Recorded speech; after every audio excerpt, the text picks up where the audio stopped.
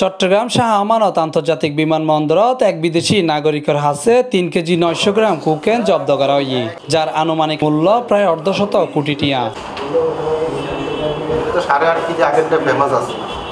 এই সময় এস্টাসিয়া শান্তে নামর এক নারীরে আটক করা হয়।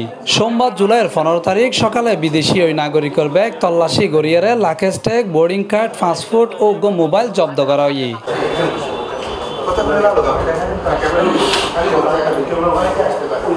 এ বিষয়ে আজিয়ে মঙ্গলবার জুলাই ১৬ তারিখ চট্টগ্রাম মাদক নিয়ন্ত্রণ অধিদপ্তর বিভাগীয় কার্যালয়ে প্রেস ব্রিফিং করেছে মাদক নিয়ন্ত্রণ অধিদপ্তরের মহাপরিচালক খন্দকার মুস্তাফিজুর রহমান। এ সময় তিনি একটি গোয়েন্দা তথ্যের ভিত্তিতে আমরা জানতে পারি যে বাহামার একজন নাগরিক, তার নাম এস্টাসিয়া শান্তেরুলি, তিনি ব্রাজিল থেকে দুবাই হয়ে চট্টগ্রামে মাদক নিয়ে আসবেন।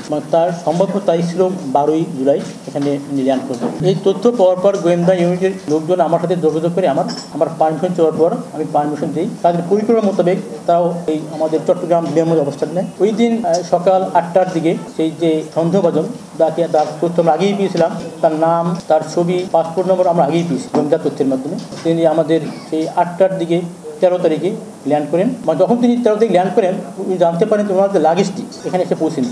তখন তিনি ওখানে কমপ্লেন দিয়ে চলে আসেন। পরে জানা যায় যে লাগেজটি আসবে ১৫ তারিখে, উনিও জানেন। উনি আবার ১৫ তারিখে সেই লাগেজ আনার জন্য সকালবেলা বিমানবন্দরে যান। আমাদের আগে থেকেই তাকে আমরা নজরদারি রাখছি। আমাদের লোকজন তাকে ফলো করে সেই বিমানবন্দরে উপস্থিত হন এবং উনি সেই বেল্ট থেকে তার লাগেজ শনাক্ত করেন।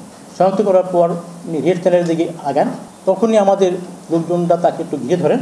ধরার পর যখন বেল্টে আসার পরে যখন স্ক্যানিংয়ে দেওয়া হয়, মূলত ওখানে পুরোপুরি ধরা পড়ে নেয়।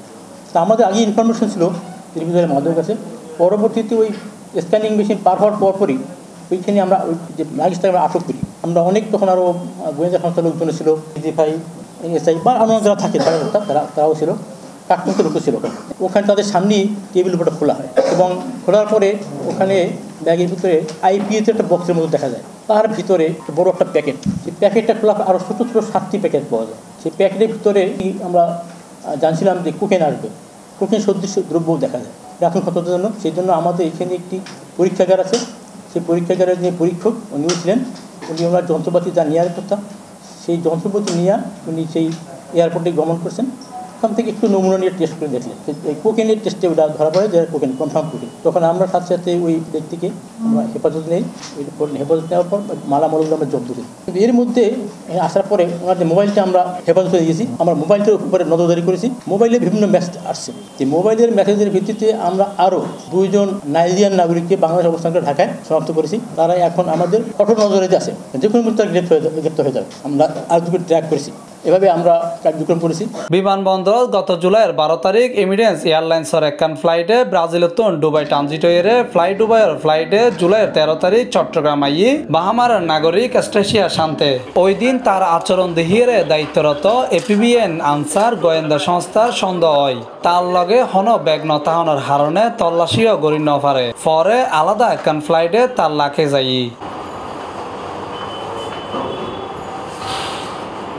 সোমবার সকালে 10:30টার দিকে ওই বিদেশি নাগরিক ব্যাগ লইবেলে চট্টগ্রাম বিমানবন্দরে তাই। এই সময় নিরাপত্তা কর্মী ও গোয়েন্দা ব্যাগ তল্লাশি গড়িয়ে ইউপিএস এর ভিতরে 3 কেজি 900 গ্রাম কোকেন জব্দ করে। পরে তারা আটক করা হয় এবং এই সংশ্লিষ্টতায় আরো 2 জন নাইজেরিয়ানরে ডাহা গ্রেপ্তার করে আইন শৃঙ্খলা বাহিনী। আজিয়ে জুলাইয়ের 16 তারিখ মাদক নিয়ন্ত্রণ আইন 2018 আইনে আওতায় চট্টগ্রাম মেট্রোপলিটনের পতেঙ্গা থানাত একখান মামলা দায়ের করে।